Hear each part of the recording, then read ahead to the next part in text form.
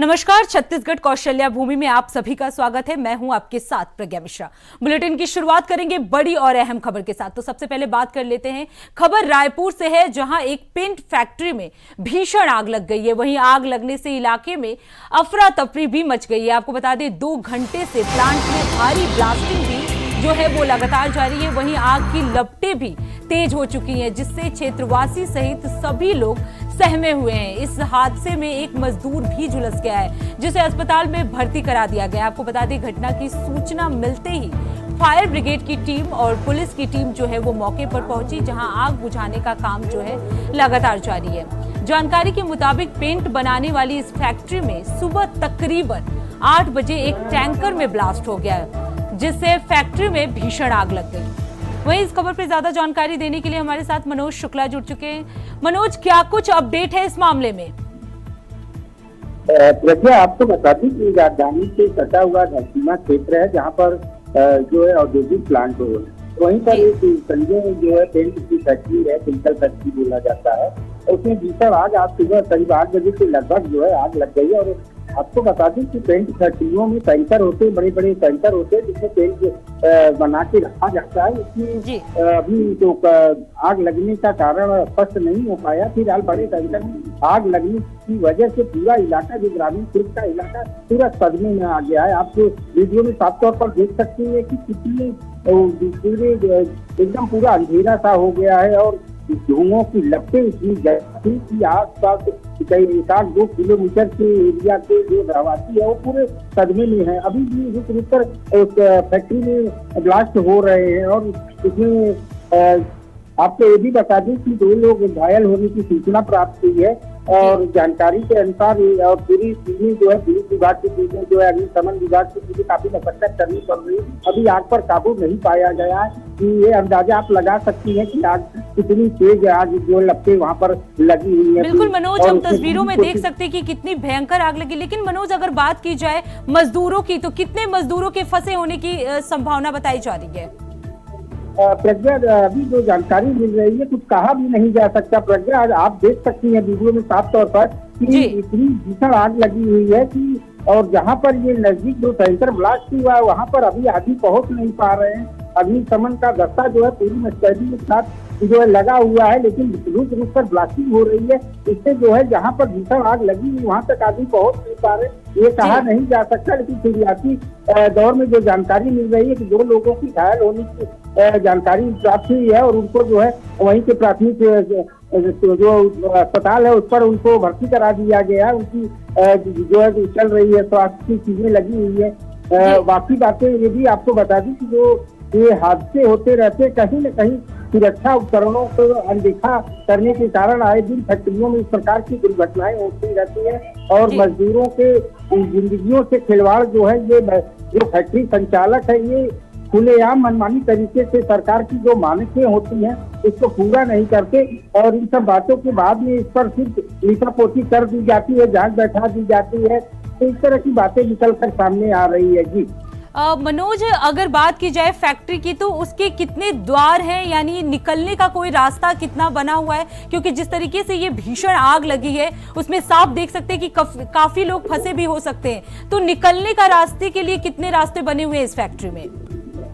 प्रज्ञा, आपको बता दूं कि जो ये भीषण आग लगी हुई, इससे पूरे फैक्ट्री में एकदम अंधेरा सा छा गया है। और कैसे आनंद फानंद में जो अग्निशमन विभाग की टीमें हैं, पुलिस विभाग के टीमें हैं, वो सब पूरी मशक्कत कर रही हैं। और सबसे महत्वपूर्ण बात की रुक रुक कर आग की लपटें इतनी ज्यादा हैं कि और भी जगहों पर जो है ब्लास्टिंग होने की, जो रुक रुक के ब्लास्टिंग हो रही, इससे खतरा बढ़ गया है। और आसपास के रहवासी पूरी तरह से सदमे में ये अभी कुछ नहीं कहा जा सकता, इसलिए सुबह की घटना है और काफी मशक्कत अग्निशमन विभाग कर रहा है। मनोज, अभी तक कोई नुकसान की खबर सामने आई है आसपास के इलाकों से?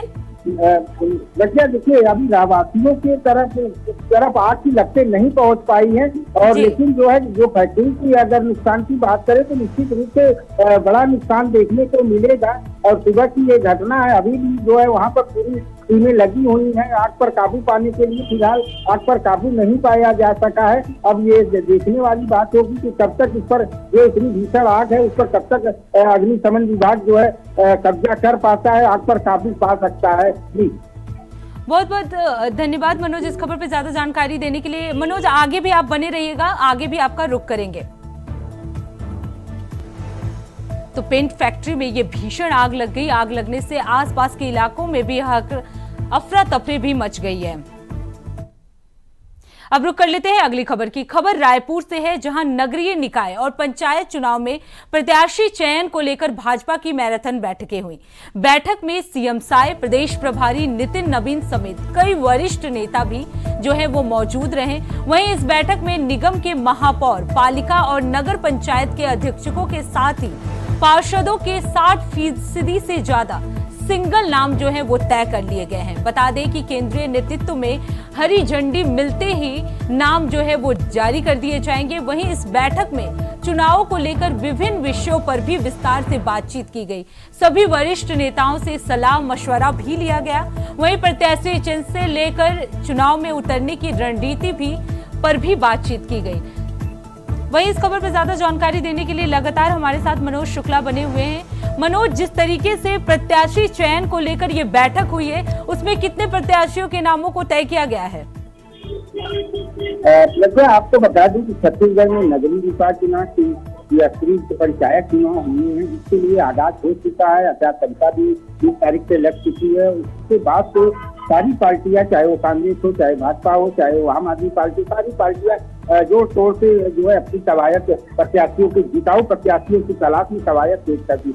इसे लेके बैठकों का दौर भी चल रहा है। बीजेपी की बात कर ले, बीजेपी की देर रात तक बड़ी बैठक जो है चली, जिससे प्रदेश प्रभारी नितिन नवीन भी मौजूद थे और सीएम साय भी इस बैठक में शामिल थे। तो देर रात तक बैठक चलने के बाद भी अभी भी निष्कर्ष नहीं निकल पाया कि किसको कहाँ से टिकट दिया जाए। माना जा रहा है कि देर आज शाम तक जो है प्रत्याशियों की घोषणा कर दी जाएगी। इस बात को लेकर आपको वही बात करें कांग्रेस की भी आज बड़ी बैठक शाम 6 बजे देखने को मिलेगी। ये प्रत्याशियों को लेकर हर पार्टियां अपने जिताऊ प्रत्याशियों की फिराक में है। अब ये पूरा छत्तीसगढ़ चुनावी मूड में आ चुका है, लेकिन अभी जो है सिर्फ आम आदमी पार्टी जो है अपनी प्रत्याशियों की घोषणा कर पाई है। और आपको महत्वपूर्ण बात बता दें, नगरीय निकाय चुनाव के लिए 28 तक नामांकन करने की लास्ट डेट है। आज 25 तारीख हो गया, कल 26 जनवरी है। कल 26 जनवरी के दिन नामांकन भी नहीं हो सकता, इसलिए प्रत्याशियों में नामांकन करने से समय भी कम दिया गया है। तो ऐसे में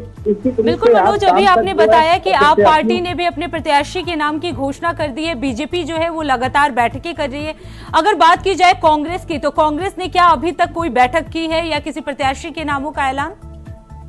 जी बिल्कुल प्रज्ञा, लगातार कांग्रेस बीजेपी दोनों पार्टियां जो है बैठकों का दौर चल रहा है। मंथन हो रहा है कि किस प्रत्याशी को कहां से टिकट दिया जाए। चुनावी माहौल बन चुका है और निश्चित रूप से समय भी कम है। तो ऐसे में दोनों पार्टियां की जो मैराथन बैठक लगातार जारी। आज सचिन पायलट के भी आने की संभावना है और शाम जो 6 बजे कांग्रेस भवन, राजीव भवन में भी कांग्रेस की बड़ी बैठक होनी है। प्रत्याशियों के चयन उसमें जो है निराकरण हो जाएगा। और बीजेपी की बात करें, बीजेपी की बैठकें लगातार जारी, अभी भी बैठक फिर से शुरू हो गई है। अब शाम तक जो है आज हर हालत में किसी तरह से माना जा रहा है कि प्रत्याशियों का चयन करना अनिवार्य है, क्योंकि कल 26 जनवरी है। कल नामांकन नहीं हो सकता नगरीय निकाय के लिए। और जो है वही फिर 27 और 28 तारीख लास्ट डेट है और 31 तारीख नाम वापसी का समय दिया गया है चुनाव आयोग की तरफ से। तो ऐसे में निश्चित रूप से आज शाम तक जो है प्रत्याशियों का चयन करना पार्टियों के लिए लगभग अनिवार्य हो चुका है। जी मनोज, इस बैठक में सीएम साय के अलावा और कौन कौन से मंत्री जो थे वो मौजूद थे? क्या पार्षदों को भी इनवाइट किया गया था? जी प्रज्ञा, आपको बता दूं कि बड़ी बैठक में सिर्फ भाजपा के वरिष्ठ नेता के बड़े चेहरे थे। जो दिल्ली के प्रदेश प्रभारी जो नितिन नवीन है वो भी मौजूद थे। सीएम साय समेत जो आला भाजपा के वरिष्ठ नेतागण है उनको सिर्फ बैठक में शामिल किया गया था। और नामों को लेकर देर रात तक मंथन चला है, लेकिन अभी पार्टी किसी निष्कर्ष पर नहीं पहुंच पाई है। और वहीं सूत्रों की माने तो 60% तक लोगों का नाम लगभग फाइनल हो चुका है, लेकिन अभी औपचारिक घोषणा पार्टी की तरफ से नहीं चाहिए गई है, इसलिए इस पर कोई टीका टिप्पणी हम लोग भी नहीं कर सकते हैं। लेकिन माना जा रहा है कि आज देर शाम तक जो है कांग्रेस हो या बीजेपी के प्रत्याशियों का चयन होना अनिवार्य निश्चित रूप से हो जाएगा। जी मनोज, और किन मुद्दों पर चर्चा हुई? अगर निकाय चुनाव और पंचायत चुनाव को हटा दिया जाए तो और किन विषयों पर इस बैठक में चर्चा हुई? प्रज्ञा, इस समय जो है निकाय चुनाव का समय जो है अभी कम मिला है चुनाव आयोग की तरफ से। ऐसे निकाय चुनाव जो प्रत्याशियों का चयन भी बहुत ही गंभीर विषय बना हुआ है और हर पार्टियों में जानती ही है कि आरोप प्रत्यारोप चल रहा है कि उनके प्रत्याशियों को लेकर जो है मतभेद भी रहते हैं। कुछ कार्यकर्ताओं की भी नाराजगी देखने को मिलती है, चाहे वो कांग्रेस हो या बीजेपी हो, दोनों पार्टियों में। तो अब कहीं न कहीं ये पेज फंसा हुआ है बीजेपी के लिए भी, कांग्रेस के लिए भी। अब सिर्फ जो है पूरी जो बैठकें चल रही, मैराथन बैठकें हो रही देर रात तक, सिर्फ नगरीय निकाय चुनाव और पंचायत चुनाव को लेकर हो रही है और किसी भी तरह की इसमें कैसे जीता जाए, कैसे वहाँ किसी की जो है बीजेपी अपने कब्जे में चले, इस तरह की बातें जो है इस मैराथन बैठक में देखने को मिल रही है। बिल्कुल मनोज, अब देखना ये होगा कि कौन सी पार्टियां कब अपने प्रत्याशियों के नामों का ऐलान करती हैं। बहुत बहुत धन्यवाद मनोज इस खबर पर ज्यादा जानकारी देने के लिए।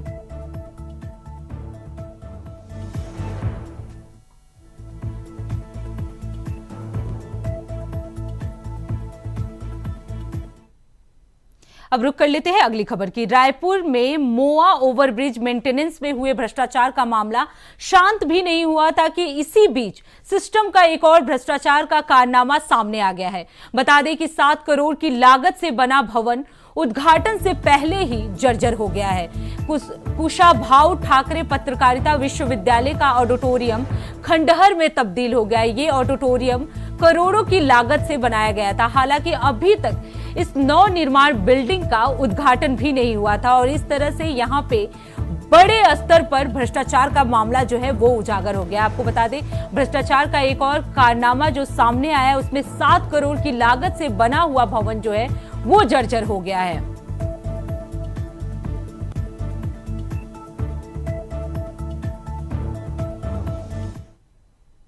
रुक कर लेते हैं अगली खबर की। खबर रायपुर से है, जहां गणतंत्र दिवस की परेड को लेकर जोरदार तैयारियां चल रही हैं। आपको बता दें कि पुलिस लाइन में परेड प्रभारी के अगुवाई में फाइनल रिहर्सल जो है वो किया गया। इस आयोजन में जिला पुलिस बल, paramilitary force, NCC, scout guide के साथ ही तेलंगाना पुलिस की आर्म फोर्स की टुकड़ी भी मौजूद रही। इस दौरान परेड प्रभारी प्रफुल्ल कुमार ने बारीकी से सभी चीजों का निरीक्षण किया और जवानों को उत्साहवर्धन भी किया। उन्होंने कहा कि गणतंत्र दिवस पर होने वाली ये परेड देश के गौरव और संविधान की भावना को प्रदर्शित करती है। परेड के दौरान स्कूली बच्चों के सांस्कृतिक कार्यक्रम के साथ ही हॉर्स राइडिंग का आयोजन भी किया जाएगा, जो कि आकर्षण का प्रमुख केंद्र रहेगा।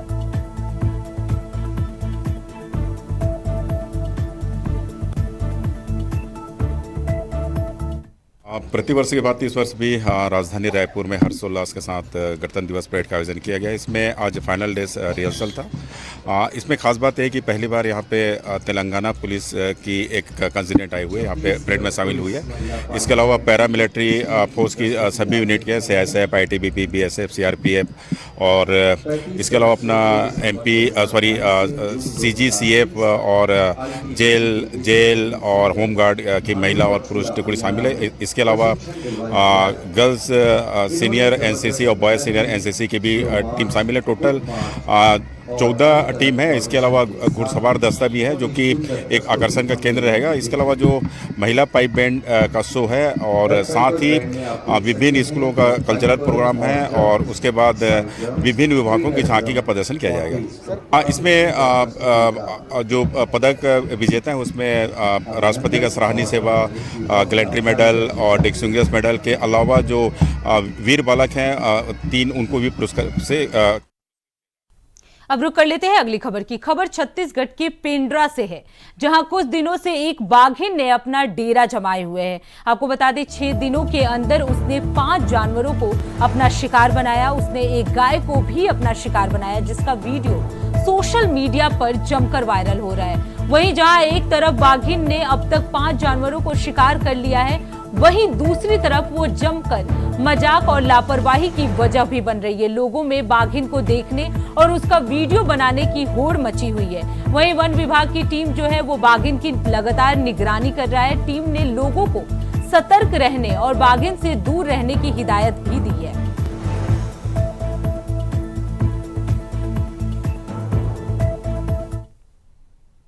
रुक करते हैं अगली खबर की। खबर बीजापुर से है, जहां सुरक्षा बलों की बड़ी कार्रवाई सामने आई है। बता दें कि सुरक्षा बलों ने 36 लाख के इनामी और 8 माओवादियों सहित कुल 14 नक्सलियों को गिरफ्तार कर लिया है। वहीं नक्सलियों के पास से स्पाइक और जमीन खोदने का औजार भी बरामद किया गया।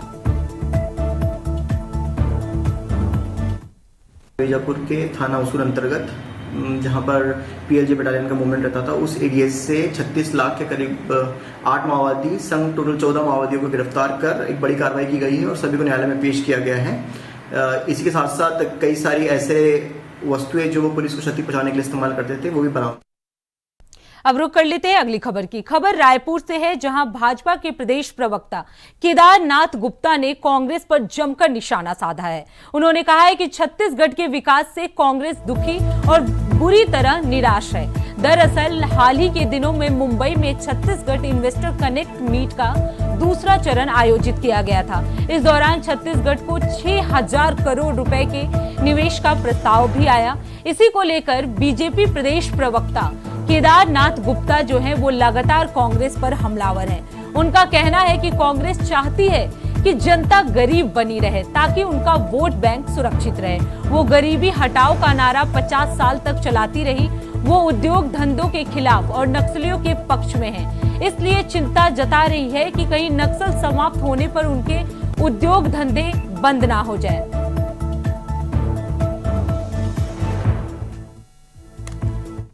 की सुबह सोकर उठते हैं तो एक नई ताजगी का एहसास करते हैं। ऐसा लगता है कि आज का दिन बड़ा ऊर्जा भरा लग रहा है। सूर्य नारायण अपनी कृपा बरसा रहे हैं और प्रकृति में जो अब हवा चल रही है उसने अपना रुख ऐसा लगता है कि मोड़ लिया है। अब ऐसी संभावनाएं छत्तीसगढ़ प्रदेश में दिखाई पड़ रही हैं। ऐसा लगता है कि पता नहीं आज कौन सा त्यौहार है, मन बड़ा अच्छा लग रहा है, प्रसन्न है। जब से माननीय विष्णुदेव साय जी की भाजपा की सरकार आई है, नित नए आयाम के साथ छत्तीसगढ़ की जनता प्रसन्नता के साथ आगे बढ़ रही है। इसके अगर कुछ मैं आपको वास्तविक घटनाएं और उदाहरण बताना चाहूं तो छत्तीसगढ़ प्रदेश में जब भूपेश बघेल की सरकार थी तो आर्थिक संकट था। धान के लिए खरीदी के लिए बारदाने नहीं मिलते थे। किसान भाइयों को 4 किस्तों में पैसे देने पड़ते थे। लगातार घोटाले और भ्रष्टाचार करके छत्तीसगढ़ महतारी की धन संपदा को लूटा जा रहा था। और जैसे ही ये दिवाली हुई 23 की और कमल में मां लक्ष्मी बैठकर आई, ऐसा लगता है विष्णुदेव साय की सरकार आई, किसानों को धान के लिए बारदाने की कमी नहीं हुई। वो कहते थे केंद्र सरकार बारदाना नहीं दे रही है, लगातार आरोप लगाते थे, पर काम कोई करता ही नहीं था। भूपेश बघेल की सरकार में सब हिसाब लगाते थे कि माल कहां से आएगा, कैसे आएगा, कौन सी योजनाएं बताएं। किसान, युवाओं, महतारी पर किसी का ध्यान नहीं था। माननीय विष्णुदेव साय की सरकार आई, अब बारदाना तो पहले ही उपलब्ध है। एक किस्त में पैसा जा रहा है। जो प्रोत्साहन राशि है फरवरी में दी जाने वाली है। लगातार धान खरीदी के आंकड़े बढ़ रहे हैं। कैसे हो गया?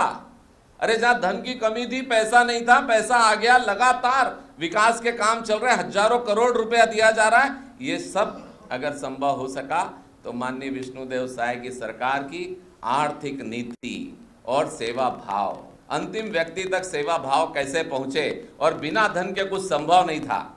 माननीय विष्णुदेव साय की सरकार ने सरकार आते ही किसानों के लिए आप सब ने देखा है कि 3100 रुपए के हिसाब से 21 क्विंटल धान के लिए धन अर्जित किया और एक साथ पैसा दिया।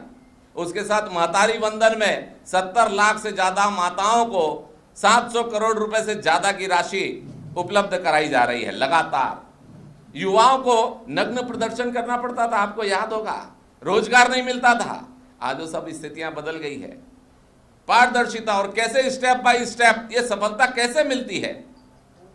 आप देखें तो पहले माननीय विष्णुदेव साय की सरकार ने नई उद्योग नीति बनाई। भूपेश बघेल जी तो सो रहे थे, उनको उद्योग से कोई मतलब ही नहीं था। कैसे छत्तीसगढ़ के युवाओं को रोजगार मिले, कैसे छत्तीसगढ़ का टैलेंट आगे बढ़े, इससे कांग्रेस सरकार को कोई मतलब नहीं था। अतिशीघ्र सरकार आते ही नई औद्योगिक नीति बनाई गई और नीति बनाने के बाद उसका अध्ययन करके लोग इसमें छत्तीसगढ़ में कैसे आकर्षित होंगे, उसमें विभिन्न पॉइंट को दिया गया और खाली उसे बनाकर दफ्तर में नहीं रख दिया गया। भूपेश सरकार में योजनाएं बनती थी, पेपर में आती थी और दफ्तर के अलमारियों में कैद हो जाती थी। अब रुक कर लेते हैं अगली खबर की। खबर बलौदा बाजार से है, जहां चुनाव कार्य में बाधा डालने वाली हेडमास्टर जैस्मीन को कलेक्टर ने निलंबित कर दिया है। बता दें कि निर्वाचन अधिकारी और कलेक्टर दीपक सोनी ने भाटापार में माता देवालय स्थित पूर्व माध्यमिक स्कूल को मतदान केंद्र बनाया था। यहां के हेडमास्टर जैस्मीन राज सिंह ने ऐतराज जताते हुए एडिशनल कलेक्टर के दफ्तर जा पहुंचे। अफसर से दुर्व्यवहार करते हुए कहा कि स्कूल में चुनाव नहीं होने देंगी। इस मामले में कलेक्टर ने हेडमास्टर को सस्पेंड कर दिया है।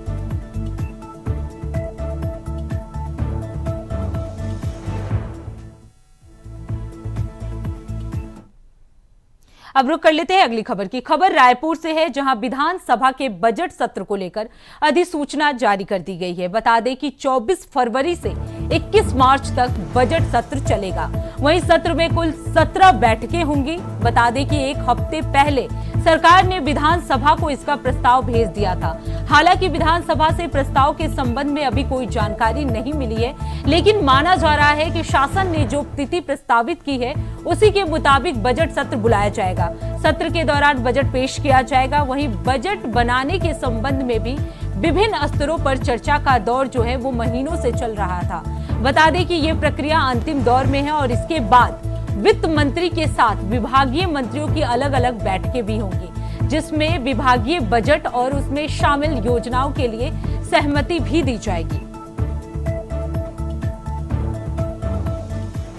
मंत्री जी के नेतृत्व में जो हमारी सरकार चल रही है उसका दूसरा बजट इस सत्र में वित्त मंत्री के रूप में मैं प्रस्तुत करूंगा और यह निश्चित रूप से छत्तीसगढ़ के विकास को एक नई ऊंचाई प्रदान करने वाला बजट होगा। इसमें मोदी की गारंटी के वादों को, चाहे माताओं बहनों के लिए, किसानों के लिए, इन सब बिंदुओं को भी ध्यान में रखा जाएगा और स्टेट के पूंजीगत व्यय के माध्यम से दीर्घकालिक रणनीति जिससे विकासशील छत्तीसगढ़ को विकसित छत्तीसगढ़ बना सकें, उस पर भी ध्यान रखा जाएगा। हमारी सरकार हर क्षेत्र में, चाहे वो गरीब कल्याण की योजनाएं हो, चाहे इन्वेस्टमेंट लाना हो, औद्योगिक विकास हो, चाहे शहरी विकास हो, चाहे अधोसंरचना का विकास हो, चाहे हेल्थ सेक्टर जैसे सेक्टर्स का विकास हो, सब में ऐतिहासिक काम करके छत्तीसगढ़ को एक नई ऊंचाई पर मुख्यमंत्री जी के नेतृत्व में पहुंचाने का काम करें। तो फिलहाल छत्तीसगढ़ कौशल्या भूमि में इतना ही। देश दुनिया की तमाम बड़ी खबरों के लिए देखते रहिए इंडिया वॉइस। तब तक के लिए नमस्कार।